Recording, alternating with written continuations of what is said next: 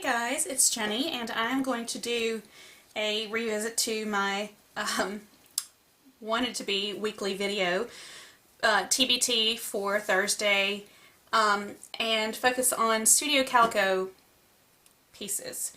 They're not all Studio Calico, but a lot of them are, and so that's kind of why I decided to focus on that one piece instead of just several different pieces.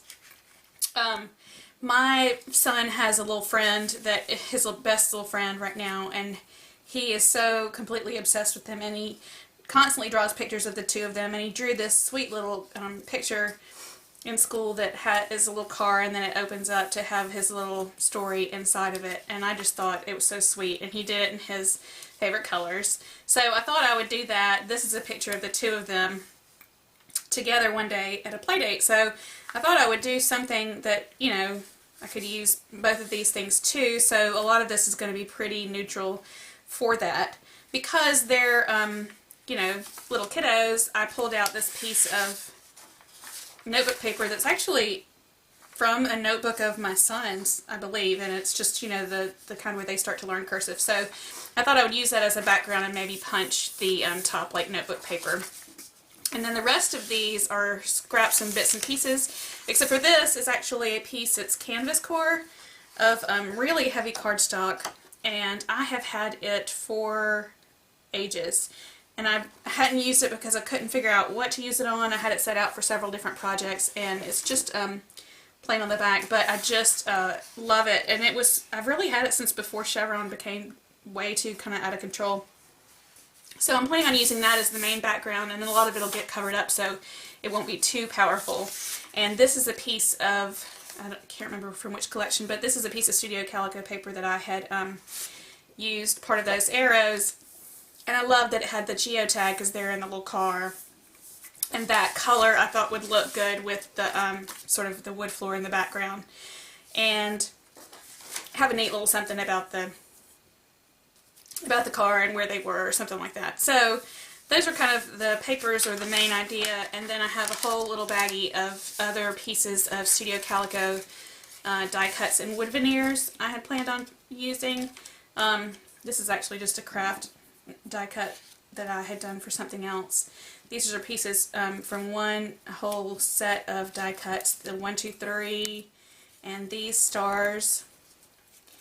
And then these are all just leftover pieces I had cut out. These are little star confetti I used that were gold.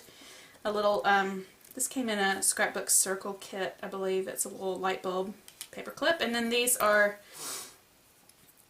I'm pretty sure these are, they could be Freckle Fawn, but I'm pretty sure they are also Studio Calico. And I think I had whitewashed this one to use for something, so I may do that on the other ones, but anyway, I thought that would just kind of make it playful. And I'm planning on giving this to his friend, so I'm going to make it real, hopefully with lots of dimension, because it'll be in a, you know, one of those 12 by 12 scrapbook frames that I think is more like a little bit of a, kind of like a shadow box, so you can have it be a little bit more dimensional, especially because of the wood veneer. So honestly, that's what I'm going to do. It's going to be pretty simple and straightforward because of all of the fact that there's not too much involved, and a lot of it's going to be covered up with the car and the photo and these little pieces. And so I'm going to get started, and we'll see how fast I can whip this one out. Alright, I will be right back. Okay, because of the size of this car and the photo, there really isn't going to be a lot of things going on in the background, or really too much more busy, because they are so big and they take up so much of the paper. I really didn't want to take away too much from that as far as embellishments, but I went ahead and put pop dots on my photo, and knew wanted to have it be raised up for sure. And then I punched that paper like I thought I might with the sort of notebook punch, the notebook line paper. And I just cut a strip off of that Studio Calico paper. I mean, that was actually what was left from what I used the other scrap from, so that kind of worked out well, but I do end up cutting a little piece off of it to use as a border. So I'm just trying to get the main idea. These are the little bits and pieces I had for embellishments.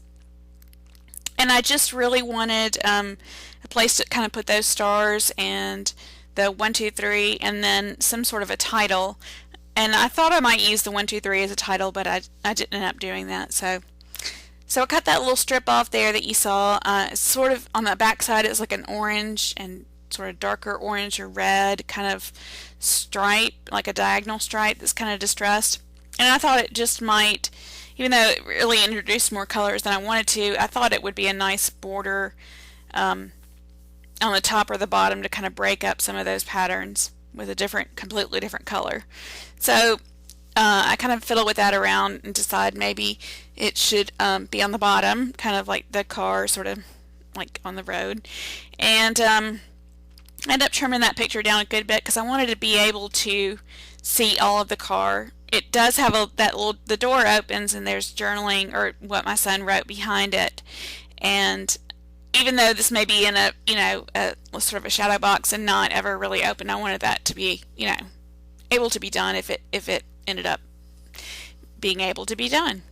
So I pretty much have this kind of laid out the way I want to. And I just used the little bag that those came in. It was from a scrapbook circle kit that was used to hold embellishments, and I just saved it. And I'm going to just use that as a piece of the background. I took a quick photo of kind of wherever it had everything before I really kind of went ahead and committed. And I'm pretty sure I run out of adhesive, as is pretty normal. And anyway, so I went ahead and started gluing everything down. Kind of ruffled up that notebook paper a bit. That's what it looks like on the back, that sort of arrow and geotag.